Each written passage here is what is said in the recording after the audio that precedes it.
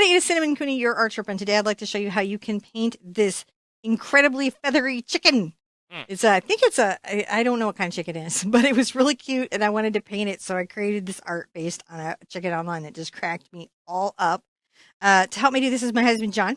Hello. He's going to make sure that when I'm demonstrating a technique step by step, right, fully explained for the beginner, that the camera is actually pointing at what I'm teaching. That way you can see what I'm talking about, what you can see, and what you can understand you can absolutely do.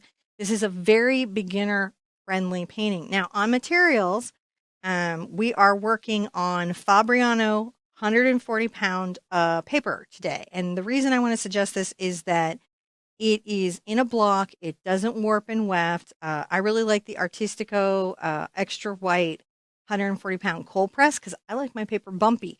If you don't like bumps, you want to get hot press. That's what you're looking for. The thing about this is that it's in a block and all the sheets are glued together except this little corner, which means as it dries, it will self-stretch, which is just terrific. I used a number 14 Raphael soft aqua brush. I think just this today, didn't I? Maybe. I think I was just the soft aqua today. I used the Faber-Castell Pitt Artist Pen Fine Liner. It's a waterproof black pen. Guess what? Some Bic liners are waterproof. Some Sharpies are waterproof. So, I like that pen. I recommend that pen, but there are other options if you don't have access to that. Today's colors were Payne's Gray, Pyrrole Red, Quinacridone Magenta, Ultramarine Blue. I definitely got into some burnt umber and some Quinacridone Gold Deep, and some nickel Azo Yellow. So those are the colors that we used. It's really a lot easier than you think, and I think there's really nothing for you to do but get your watercolors, get your watercolor paper, your brushes, come back, and I'm going to show you how you absolutely can paint this cute little adorable chicken.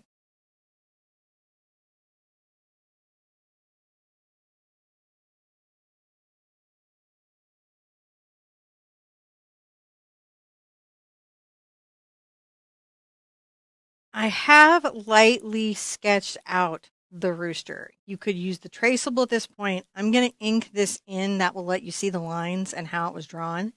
But it's just really tough for you guys to see the pencil work when we're putting it in. Mm-hmm. And you really want your initial lines to be light so that you have freedom. But let me ink this in. There's a circle around here and there's a rooster portrait in there. We're going to ink the center of the face in this first step. You can barely see it. Right. I have a Faber-Castell Pitt Artist pen. It is waterproof. There are a lot of pens that are waterproof. So this is not the only one. There are many. I'm going to just kind of ink in a little bit of a bit of an eye thought there. The front of the beak comes down. I like to think of it like Gonzo's nose at this viewpoint. Yeah. It has a lot in common, and that's how I first got my first chicken beak. Was I just really channeled Gonzo's nose. Now this is it's a feathery, fluffy chicken. I don't actually know a ton about chickens. I just like them as subjects to paint. I'm going to just be inking in the eyes and the wattle, and then the feathers we will get loosely as we go, and then we'll ink the outer line in. I say, Sherpa, you don't know the difference between a chicken and a chicken hawk? Oh, I used to love him. Adding a little bit of a black, in there. So when I do the eye, that's a bit worked out. Little inking on the wattle. Done. Wattle inking. Yeah. Got to ink your wattle. That's definite chicken sign. So this is kind of a line and wash, and it is sort of a loose paint. You will be seeing, in July, just a ton of line and wash opportunities. Ink that in there. Just because I feel like it. And I like an intense bird face. That's sort of a thing I do. Is really enjoy a tense bird face. So this is step one. When we come back, I'm going to tell you what you do next.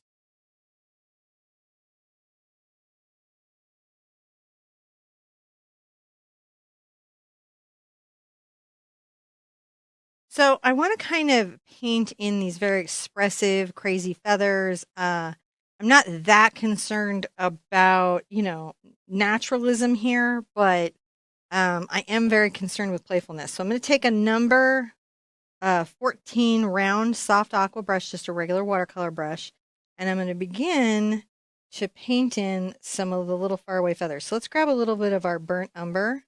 It's a fun little color. Maybe a little quinacridone gold deep. You could use burnt sienna. And I'm going to just brush off above little Mister's face some little going away feathers. This is sort of almost even a dry brush. Yeah.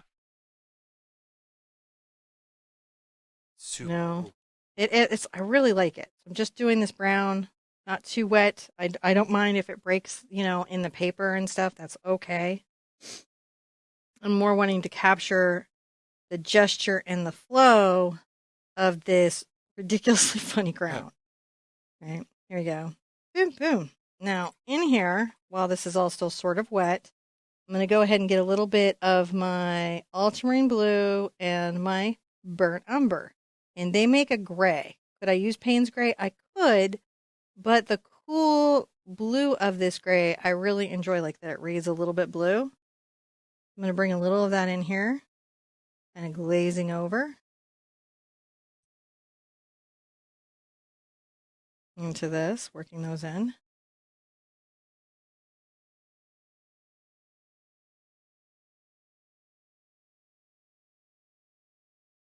A little bit working those out. Aren't those fun? Those are He's great just feathers. got some stuff happening for him. A little more quinacridone gold maybe. You can be really funny with it. This would be a really cute piece, like in all seriousness, in a kitchen. Mm.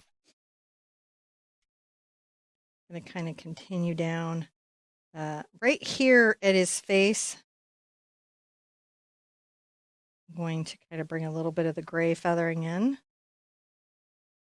and a little bit coming up here, and a bit out his side. And that's just because there's some separation of, the side of his face and the crown. And then I can come back with the quinacridone gold deep. I really like that color. It's a good color. Bring a few feathers in. Let's call that the next step.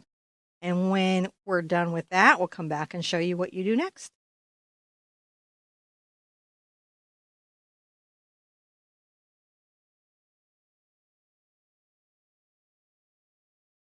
At this stage, I want to put in some of this fabulous wattle. And to do the wattle, I'm going to use a little bit of my Pyrrole Red and my Quinacridone Magenta together. That is what I feel is watercolor. Always felt that.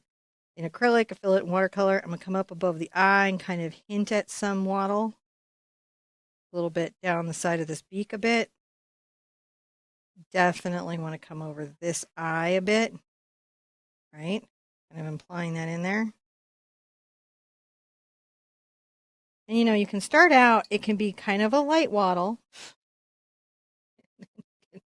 Be expressive with it as you go. Huh. Come around the beak some. We're just beginning this color. We're just beginning that expression. And because the pen is waterproof, you can really see how it lets this really almost have a nice anchor to it.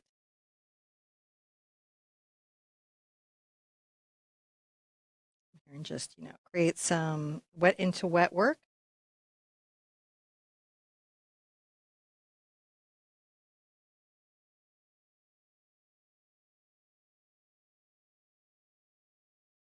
Expressive on that little waddling bit. I'm going to rinse that out. Come in here. And maybe a little bit of my Quinacridone Gold.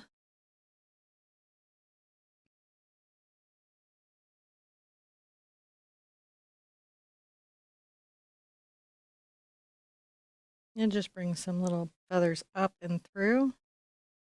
I am going to just take this up to the line. And I'm going to get back into a lighter version of this. Rinse out. Go into my gray.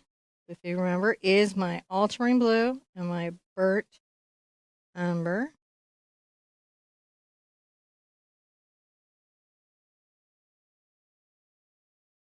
There's this sort of fabulous little feathering that happens over here.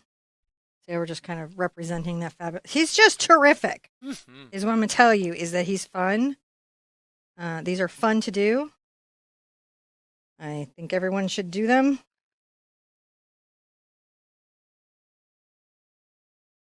I'm here and kind of talk about these little feathers a little bit lighter.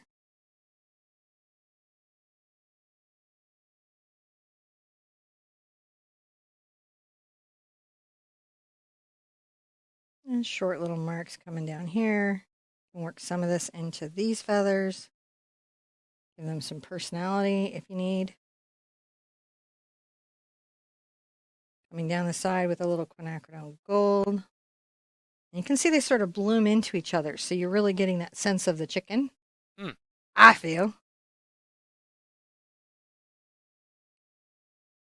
And I want him to be a little bit out of his confined circle here. He extends beyond the boundaries of the world. He is beyond the boundaries. Maybe a little bit into the gray-blue.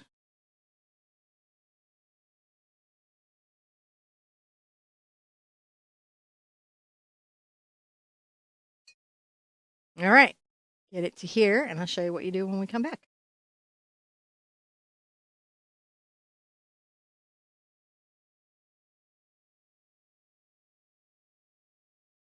Now we've got a little beak I'm going to do, and in this case, I'll go ahead and get into my Payne's gray, which you can see is a bit different than the other gray I've been using.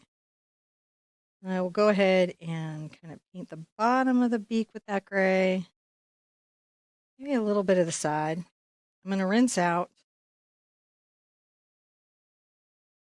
kind of wet this area, and let this sort of bloom out. So it is painted, it is there.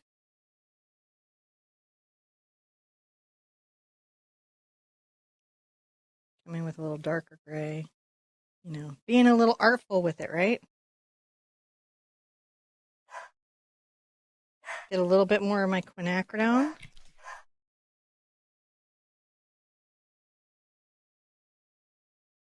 Come back in with some little accenty feathers. It's looking pretty good, isn't it? Yeah. All right. And just a little bit more up here, maybe, layered in.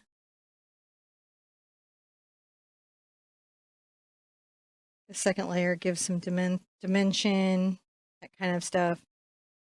Maybe even up here, I'm going to curve little short lines curving around the eye. And that sort of exaggerates what's happening. Oh my goodness, these are just so much fun. Really cool. I don't even know if these are useful chickens, but if they were, this is the kind of chicken I would want for my eggs. Do you know what I mean? Yeah. Let me get a little bit of my blue on here.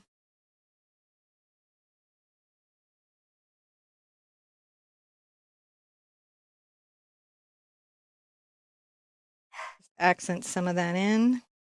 All right. Now, when we come back, I'm going to show you what we're going to do with the eyes.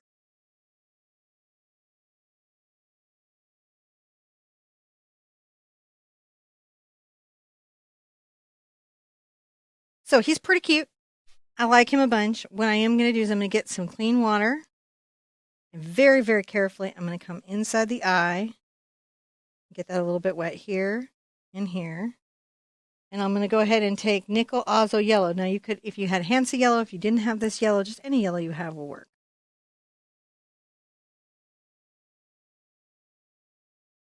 Kind of pull that yellow into the eye. And then I might even get into some of my Quinacridone Gold. And come to the outside here. Oh. Give him some dimensionality.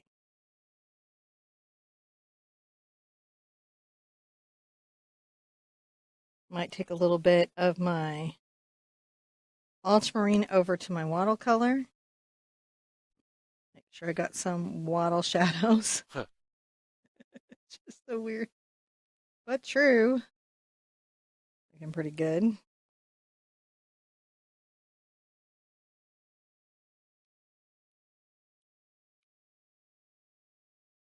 Got to give that waddle dimensionality, right? Yeah. Make this little kind of textural brush strokes.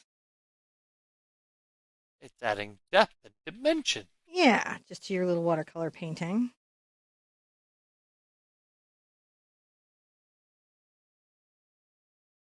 Sometimes I put surprising colors here and there.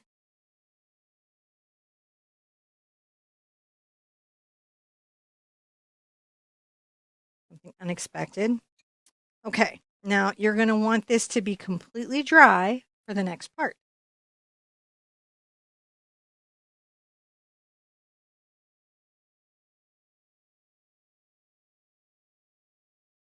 So we're going to do some kind of artful, little emotional, circular blending here environmentally. I'm going to get my brush wet with clean water, and I'm going to paint inside the circle very carefully.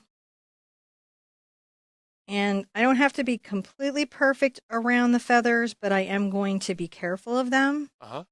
I won't be coming near these with the pigment. Unless I had frisket, that would be incredibly challenging to do. This is going to be a little bit about strategic planning. If you wanted to know more about Frisket, is there something they can check out? I have some videos. I can't think of any off the top of my head right now to say specifically for that. But I've used Frisket on the channel a bunch, You and mean like on the uh, Carpathian Mountains yes, that we just did? that we just did. Except I didn't know the order of these, so I didn't know if that was a thing to reference.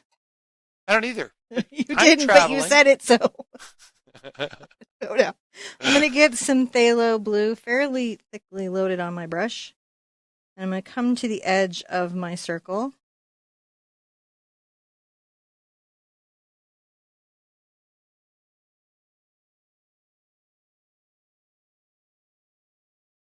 And I'm going to paint around.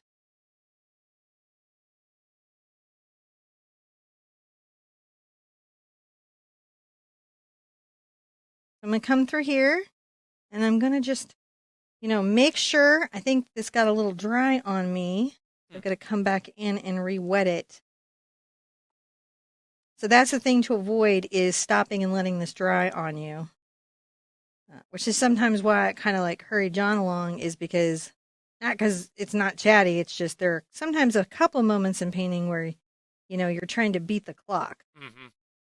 So again, I don't want to change the outer feathers, but you can see I'm just creating that little sense of the circle around them.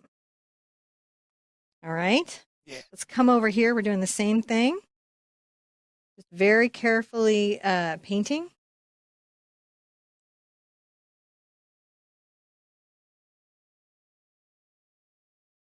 Coming around here. Just going in. Just working my brush carefully around. I don't have to be perfect, but I just want to make sure that I'm not putting too much water into the feathers, because where the water is where the paint goes. So if I'm trying to control where the paint's journey is, the first thing I can use for that is to control my water. Nice.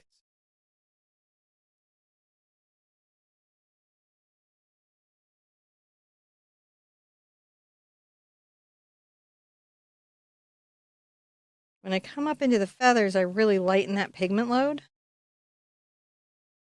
so that it's very believable it would be this light. That way it feels like we really painted it right up to them, even though we didn't that much.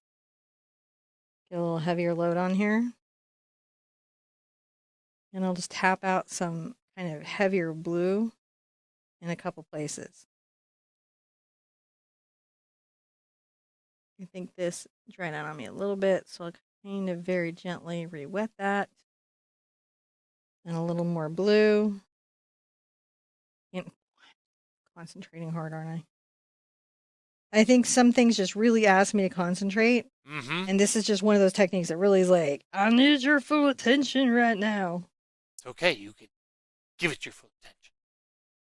And I can carefully come here and even kind of weirdly piece some of that blue there, right? Just to be creative. Carefully, very carefully come through here. I'm just sort of painting around the few little spots that the feathers left open in my circle. Kind of gorgeous and artful and Yeah. not what you would expect at all. Look at this cool thing we just did. Turned out great. It turned out great. Now, earlier, John asked me about liquid masking agent, and my brain flatlined. But what we're talking about is Incredible White Mask. I use this in some of my videos. It is an agent that prevents the paint from getting on the paper. It can be a little more challenging to use, which is why I'm showing you this one without it. But it's something good to know about in future times if you're like, man, I need to really make sure this paper stays white or this paper doesn't get paint on it. Liquid masking agents are an excellent solution to that. Do you love this, John? I love it. All right. Now, because I did pen on this from earlier, I can sign in pen. Isn't that cool? Yeah. Now, by signing outside of the circle, that I did it, my brush strokes are coming out. I kind of did it within my brush strokes. That way, framing, if I wanted to do a keyhole frame or matting fancy in any kind of way, I could do that.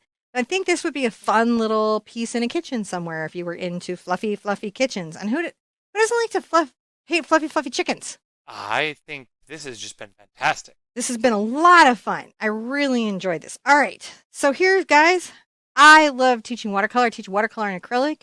If you're over here, you are following watercolor. If you're on the Facebook page, you want to follow the page, know about that. If you're over here on YouTube, you want to subscribe to the watercolor channel and the acrylic channel. Because I got 2 channels. You want to do both. That way you don't miss one or the other. We have new lessons coming all the time. So much fun stuff, all really focused for beginners. Go ahead and grab, if you don't draw, just grab the traceable off the website and transfer the image on. If you have different colors, that's okay again too. Remember, it's just painting. It's just watercolor. I'd love to see your paintings though. So share with me online. Just tag me in the Art Sherpa. John even goes on and looks. I do. He does. He actually gets really excited. All the time. All the time. He loves looking at your art. So, tag the Art Sherpa. You can do it on TikTok or Instagram or Twitter. I mean, I'm barely on Twitter, but if I'm there, Facebook and our website. So, and Pinterest. So just really everywhere, guys. Just everywhere. Be good to yourselves. Be good to your chickens. Be good to each other. And I want to see you at an easel really soon. Bye-bye.